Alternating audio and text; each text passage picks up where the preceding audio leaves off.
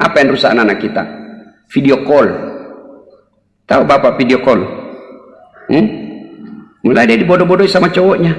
Yuk, kau pakai headset supaya tidak didengar bapakmu. Kau tidak usah ngomong, dengar aja ya. Ya. Coba kasih keluar lidahmu sayang. Turun ke bawah. Ya, sedikit lagi. Bakar kancingnya 1, 2. Ya. Tiap malam dia lakukan video call. Maka malam Ahad dia ketemu, dia praktekkanlah itu, akhirnya berzina. Jangan heran ada anak yang curhat sama saya, usia 15 tahun, hamil. 15 tahun hamil.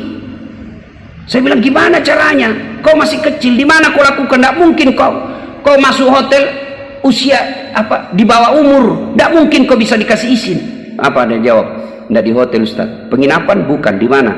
This video is free to use, share and modify, even commercially. Please like, comment and subscribe. Alhamdulillahi Rabbil Alamin. Wabihi nasta'inu ala umurid dunya waddin. Ashhadu an la ilaha illallah wa ashhadu anna Muhammadan abduhu wa rasuluh. Allahumma salli ala Sayyidina Muhammad wa ala alihi wa sahbihi ajma'in, amma ba'd. Faqad qala Allah subhanahu wa ta'ala fi kitabil karim wa huwa asdaqul qailin. A'udzu billahi minasyaitonir rajim. Bismillahirrahmanirrahim. Ya ayyuhalladzina amanu udkhulu fis-silmi kaffatan wa la tattabi'u khutuwatis syaitan innahu lakum aduwwum mubin.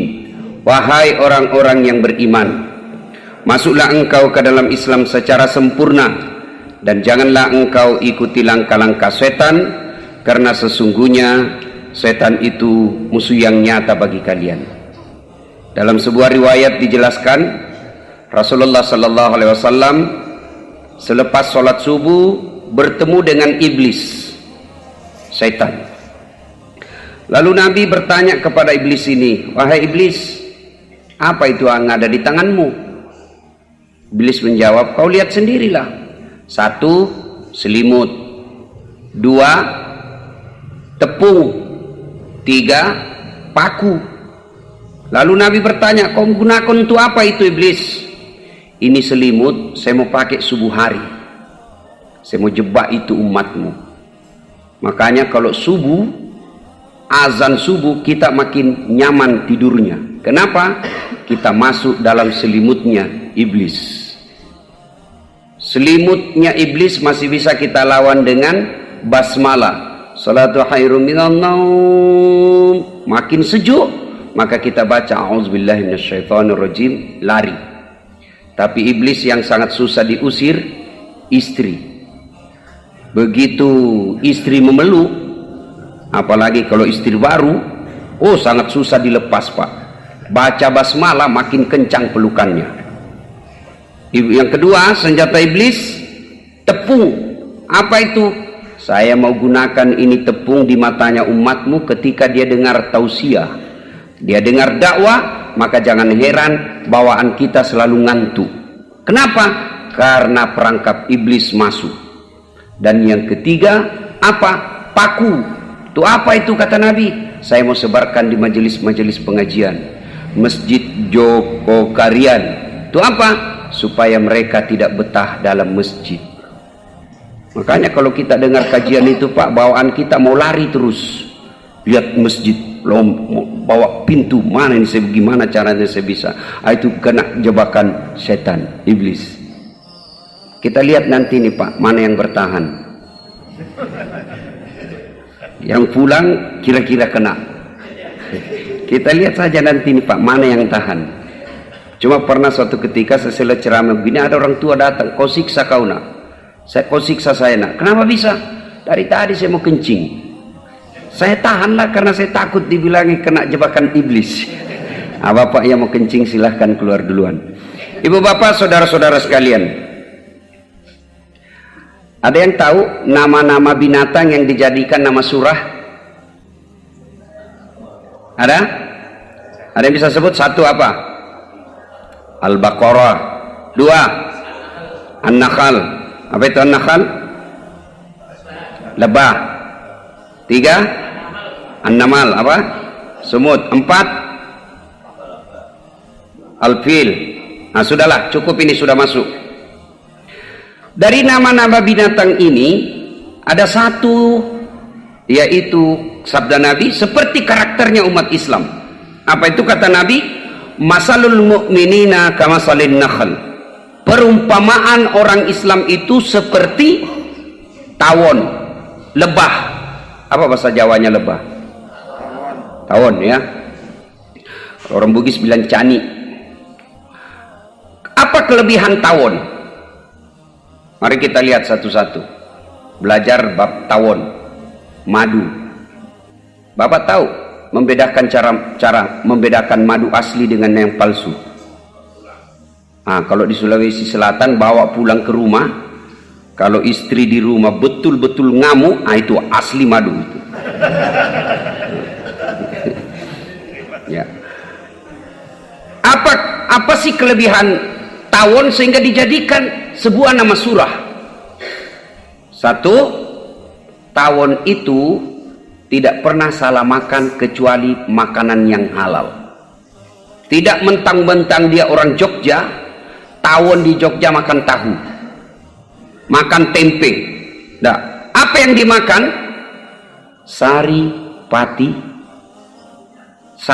pati madu, sari pati apa? Inti daripada yang manis dalam tumbuhan itu. Berarti orang Islam itu yang dia makan yang halal, yang dia makan yang baik. Bagaimana caranya? Menurut ajaran agama kita, cari harta itu syaratnya 3: halalan, thayyiban, wasi'an. Halal, baik, banyak. Ini urutnya. Halal dulu, yang kedua baru baik, yang ketiga baru banyak. Kita balik, banyak dulu nomor 1, halal nomor 17. Akhirnya apa? Halal, haram, hantam. Padahal kita urutannya itu halal dulu nomor 1, bukan baik. Ada makanan baik belum tentu halal. Apa gerangan? Nasi. Masa nasi haram, Ustaz? Iya, kalau hasil korupsi. Ayam haram. Masa ayam haram?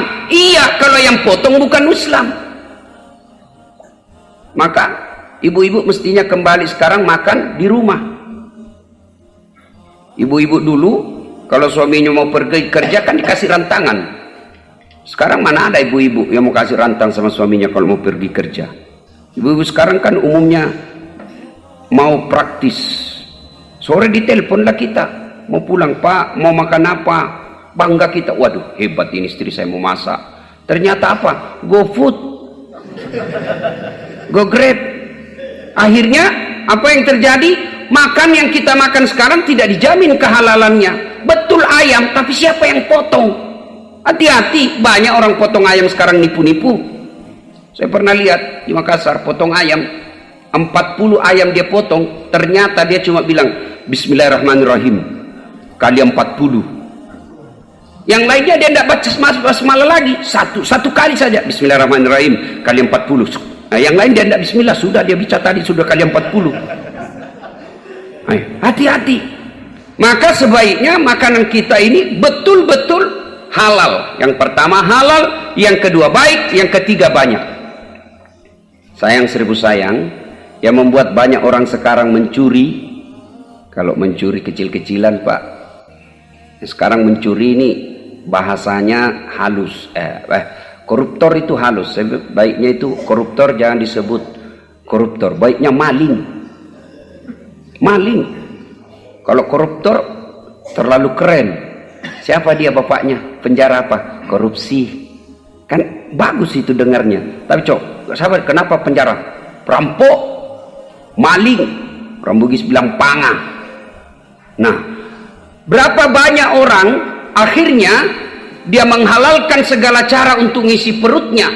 Padahal demi Allah, isi perut itu sudah dijamin oleh Allah. Rezeki itu sudah dijamin oleh Allah. Jangankan kita yang sarjana, jangankan kita yang punya akal, cicak aja sudah dijamin isi perutnya oleh Allah.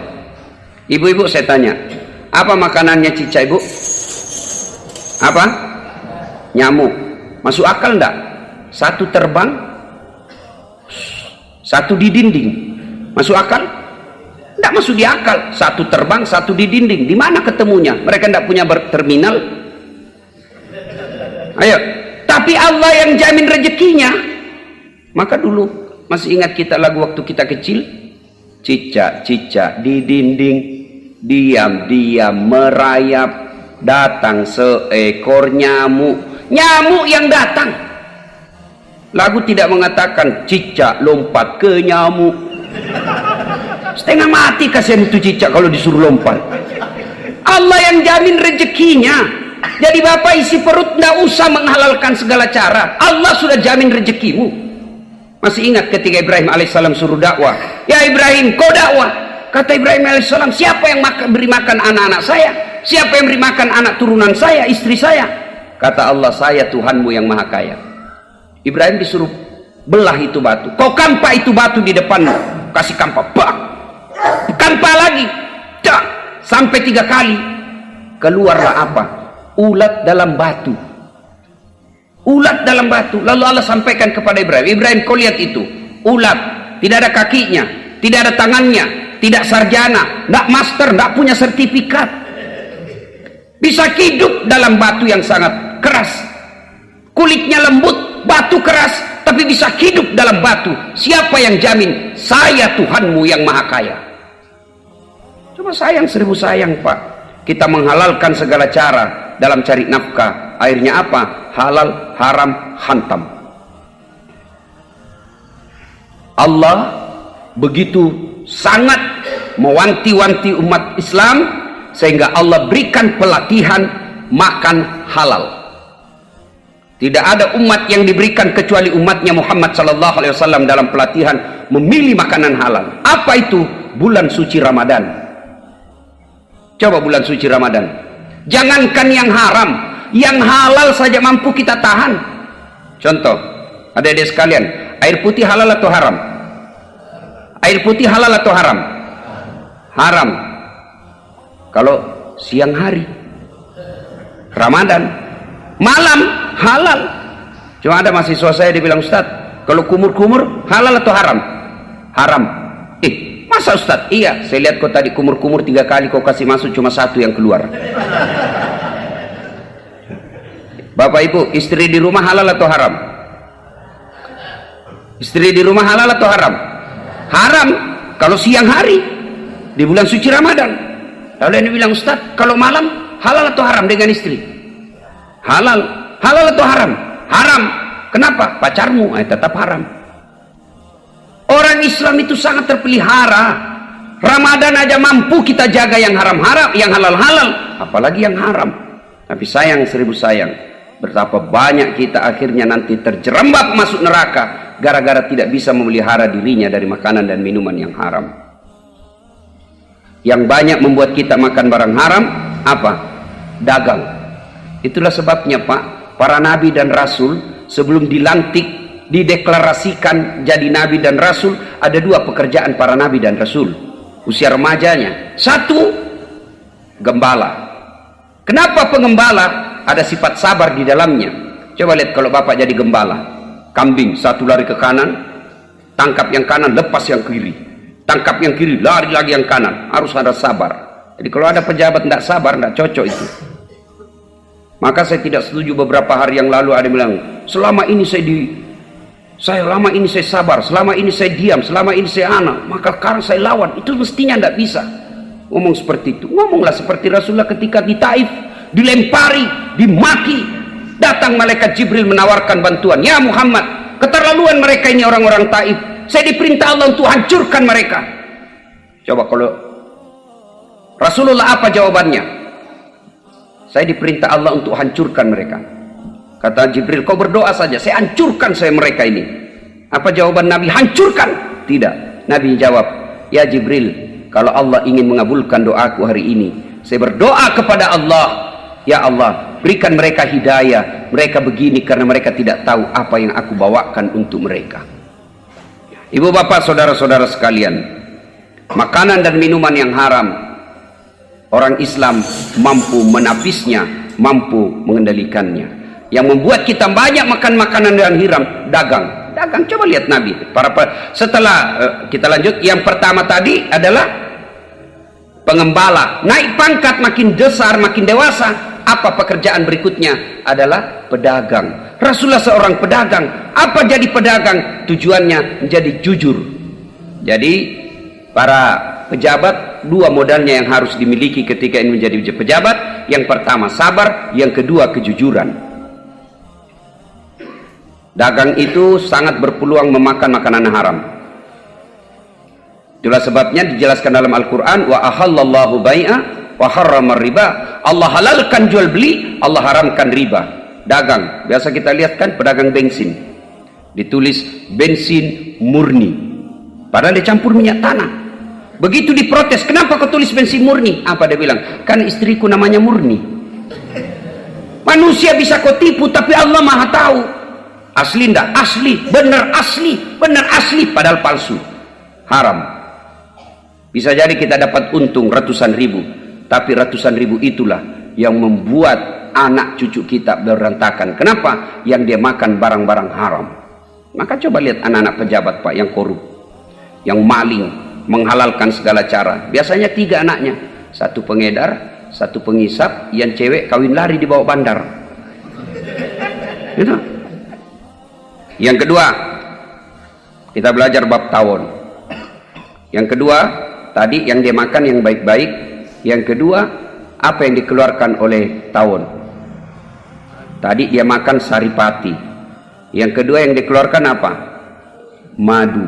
Artinya, orang Islam itu tutur katanya lembut, tutur katanya baik. Orang Islam itu yang dia keluarkan yang baik-baik. Maka saya heran kalau ada akhir-akhir ini anak muda yang mereka menggelari dirinya komunitas hijrah. Kan ada sekarang Pak, belajar dakwah, belajar Islam melalui YouTube. Baru 6 bulan belajar Islam semua salah. Seolah-olah dia panitia hari kiamat. Ini tidak ada pada zaman Nabi. Alur pikirannya begitu Pak. Tidak ada pada zaman Nabi. Karena tidak ada pada zaman Nabi disebut bid'ah. Bid'ah itu sesat. Sesat itu masuk neraka. Akhirnya apa? Hanya dia yang mau masuk surga Pak. Taksiyah bid'ah, Isra Mi'raj bid'ah, Maulid bid'ah, halal bihalal bid'ah. Kenapa? Tidak ada pada zaman Nabi. Sebaiknya kalau bapak ibu tidak mau, tidak usah mengatakan orang sesat. Ya sudah, bapak tidak mau maulid, sudah, tidak usah nyatakan dia sesat, masuk neraka. Waduh, bagaimana tidak sakit hati orang Islam kalau di setengah mati dengar dakwah, lalu dibilangi sesat, masuk neraka. Belajar fikih, saya doktor di bidang syariah hukum Islam, saya kasih contoh Pak, jelaskan. Rasulullah takbir sejajar dengan bahu. Ayo, mana disebut sejajar dengan bahu Pak? Mana disebut sejajar dengan bahu? Coba Bapak, coba takbir masing-masing, menafsirkan sejajar dengan bahu. Coba dengan takbir menafsirkan sejajar dengan bahu. Coba tuh Bapak yang baju batik merah sudah mulai beda, Bapak yang baju putih lain lagi. Bapak lain lagi. Itu 4 orang yang takbir semua sudah beda, padahal perintahnya sama, sejajar dengan bahu. Kenapa bisa terjadi perbedaan seperti itu? Karena hadis yang kita terima dalam bentuk teks, tidak ada videonya, tidak ada fotonya. Beda anak muda sekarang, beli barang gampang, seragam cara makainya. Kenapa? Ada tutorialnya, ada cara petunjuk pemakaiannya, ada videonya. Kalau cuma hadis mengatakan sejajar dengan bahu, maka penafsiran pertama dia begini, Allahu Akbar. Sejajar dengan bahu dilihat dari depan, gini. Yang kedua, Allahu Akbar. Kenapa? Sejajarnya dari atas. Mana yang betul? Betul semua. Ada juga yang begini saja, Allah. Ada juga Allah. Silakan, jangan kau salahkan orang. Ini sekarang ini banyak anak-anak muda yang mereka gelar komunitas hijrah, semua salah. Hijrah itu bukan sekedar pelihara jenggot. Hijrah itu bukan sekedar celana jingkrang. Hijrah itu bukan sekedar afwan, jazakallah, kaifa haluk ya akhi. Bukan cuma sekedar itu. Tidak apa-apa kalian mengucapkan alhamdulillah, terima kasih, maaf, tidak apa-apa, tidak apa-apa. Tidak pelihara jenggot. Pelihara jenggot, celana jingkrang, selalu afwan jazakallah. Tapi kau sombong, menghina orang lain, Allah tidak senang. Ini banyak sekarang yang dikeluarkan kalimatnya yang kasar-kasar. Nah, orang Islam belajar dari tawon yang dikeluarkan yang baik-baik. Yang ketiga, tawon itu setelah yang dikeluarkan yang baik-baik, di mana dia hinggah, di mana dia singgah, tidak ada ranting atau daun yang jatuh. Artinya orang Islam di mana dia tinggal, di mana dia ditempatkan, tidak menjadi biang kerok. Dia tidak ganggu tetangganya. Maka orang Islam itu tidak mengusik tetangganya.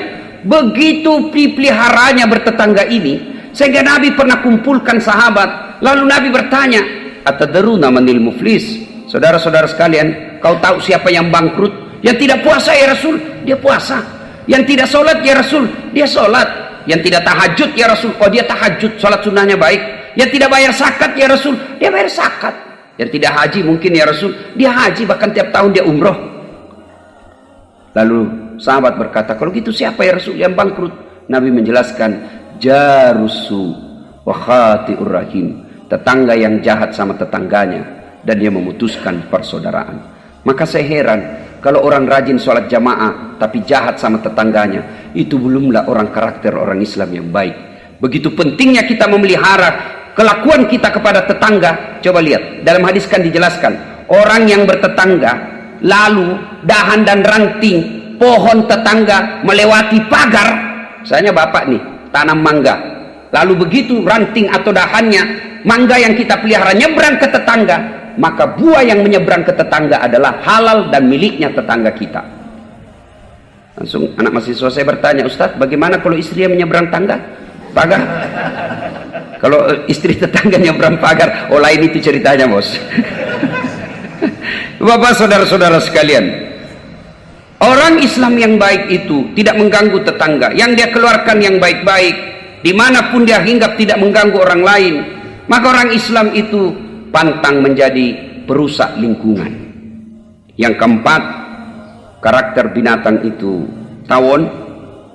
Coba dia kau ganggu, coba ganggu itu tawon, coba ganggu tawon Pak.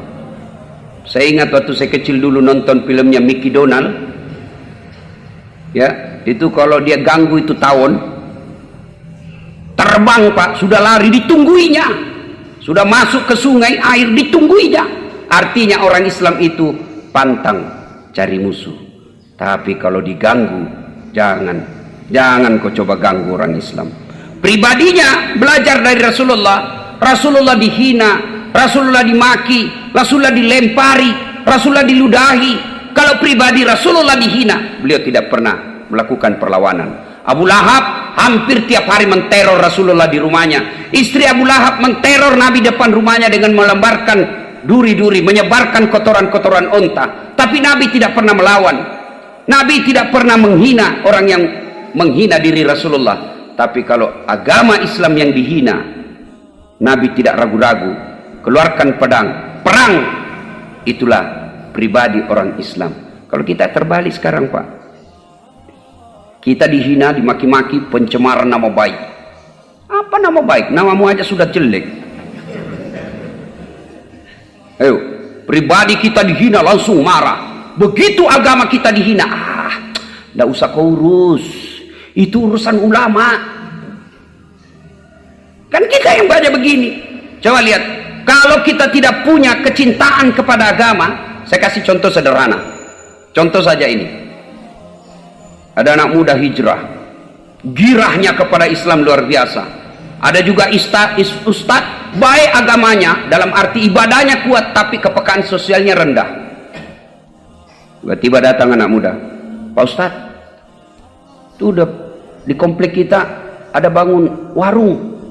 Warung apa? Warung hamar. Ayo kita grebek. Kata Ustadz, enggak usah. Yang penting kamu rajin sholat, enggak usah kau ganggu orang. 1 bulan kemudian datang lagi nih pemuda hijrah. Pak Ustadz, bukan cuma hamar dijual, narkoba pun sudah dibeli. Tidak penting, tidak usah kau urusi, biarkan dia kerja mereka, yang penting dia tidak ganggu kita. Makin lama Pak Ustadz, wah makin ramai itu warung Pak Ustadz, makin banyak anak-anak kita tidak ke masjid, mereka semua nongkrong di sana. Tidak apa-apa, yang penting bukan anak kita. Makin lama datang lagi nih anak muda, Pak Ustadz, ada pengumuman dia bikin di sana, masjid mau digusur. Kenapa? Mengganggu mereka katanya. Wah, keterlaluan ini, ayo kita lawan. Terlambat Pak Ustadz, mereka lebih banyak dari kita sekarang. Ini pentingnya namanya kepekaan sosial. Orang Islam ketika pribadinya dihina, sudahlah, tidak usah pencemaran nama baik. Memang nama saya tidak baik, memang saya akhlak saya tidak baik, biarlah dia hina saya, tidak apa-apa. Dia maki saya, tidak apa-apa. Yang penting jangan kau hina agama saya. Itu orang Islam. Bapak saudara-saudara sekalian, lalu mewariskan, ada yang terlupa satu ini, yang dikeluarkan yang baik-baik. Ini yang paling penting, anak kita. Anak, Pak. Saya yakin bapak-bapak sudah aman deh. Ini Pak nih. Yang selalu saya bilang generasi tanda seru yang sudah muka-muka sakaratil maut. Aman Pak. Tapi yang penting, yang paling utama kita perhatikan anak-anak kita. Ini ada film sekarang, kalau saya di Makassar lagi kampanye hashtag tolak itu film 2 garis biru. Itu film mengajarkan perzinahan itu Pak. Anak-anak kita sekarang yang rusak anak-anak kita apa? Handphone. Siapa yang didik anak kita sekarang? Handphone. Coba lihat. Jangan, ibu-ibu kalau anaknya nelpon di kamar, hati-hati. Sekarang ini kan banyak orang tua bangga kalau anaknya handphonenya mewah. 1 anak 1 kamar. Itu anak kita jadi individualis. Saya zaman kecil dulu 1 kamar 3 orang kita di dalam, 1 tempat tidur 3 orang di dalam. Tujuannya apa? Ada yang jadi intel, ada yang jadi mata-mata. Mak, pacaran kakakku, kenapa kau tahu? Saya dapat suratnya, Mak. Sekarang 1 anak 1 kamar, tidak pernah ketemu. Pulang dari kuliah, masuk kamar masing-masing. Mau makan, ngambil di dapur, masuk kamar masing-masing. Jangan heran mereka orang tuanya meninggal berperkara gara-gara tanah, saling maki, bahkan sampai masuk ke pengadilan. Tidak ada persaudaraan. Apa yang rusak anak-anak kita? Video call. Tahu bapak video call? Mulai dia dibodoh-bodohi sama cowoknya. Yuk, kau pakai headset supaya tidak didengar bapakmu. Kau tidak usah ngomong, dengar aja ya. Ya. Coba kasih keluar lidahmu sayang. Turun ke bawah. Ya, sedikit lagi. Bakar kancingnya 1, 2. Ya. Tiap malam dia lakukan video call. Maka malam Ahad dia ketemu, dia praktekkan itu, akhirnya berzina. Jangan heran ada anak yang curhat sama saya, usia 15 tahun, hamil. 15 tahun hamil. Saya bilang, gimana caranya? Kau masih kecil, di mana kau lakukan? Tidak mungkin kau masuk hotel usia di bawah umur, tidak mungkin kau bisa dikasih izin. Apa dia jawab? Tidak di hotel Ustaz. Penginapan? Bukan. Di mana? Di rumahnya perempuan Ustaz. Mana orang tuanya? Saya tahu jam berapa ibu bapaknya tidak ada di rumah, barulah saya datang. 9. Coba, iya Mbak, anak-anak kita sekarang. Apalagi yang rusak anak-anak kita Pak sekarang? Lempox. Kalau narkoba seperti sabu-sabu kan susah dapatnya Pak. Ini lem, harga 7.000, dia pakai 2 hari. Ngelem Pak, itu sering saya dapat. Dia campur lem tikus. Saya bilang, jangan kau campur lem Korea, enggak mau terbuka mulutmu itu. Coba lihat, anak-anak kita sekarang, orang tuanya rajin ke masjid, tapi sayang anaknya tidak pernah diajak ke masjid. Nah, maka didik anak-anak kita Pak, ajak dakwah. Bapak-bapak ini yang khusus sholat subuh di masjid, jangan sampai anak kita masih tidur.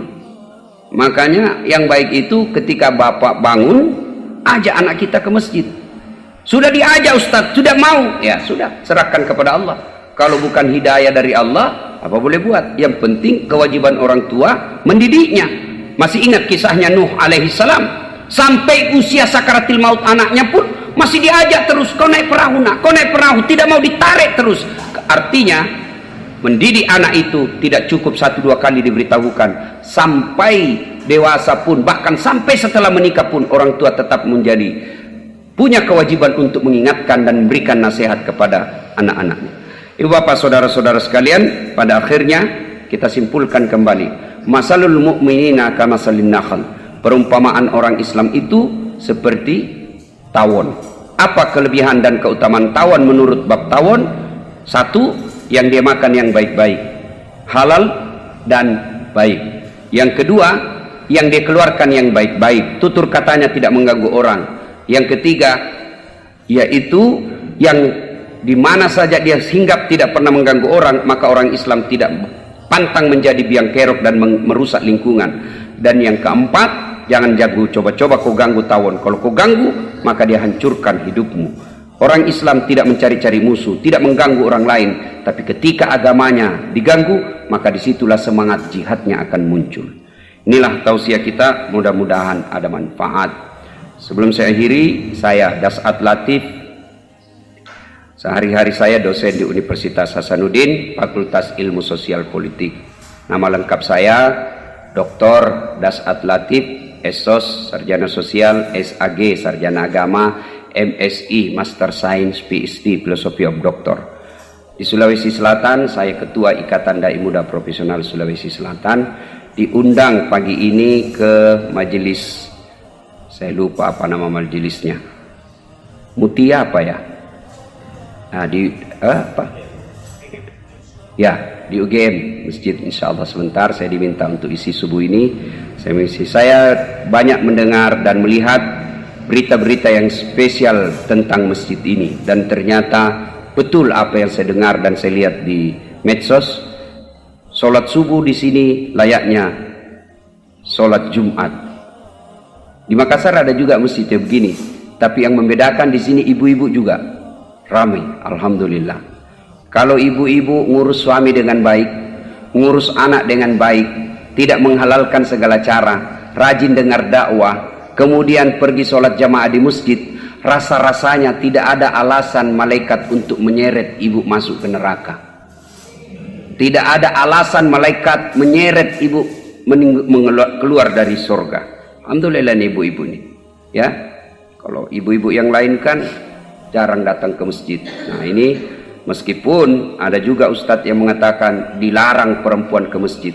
Perempuan tidak dilarang ke masjid, tapi Nabi jelaskan wanita tidak dianjurkan, tapi kalau mau ke masjid jangan dilarang. Kenapa dulu perempuan tidak dianjurkan ke masjid? Karena tidak aman dari segi keamanan. Biasa kalau keluar diculik dan diperkosa. Sekarang aman Pak, Jogja ini.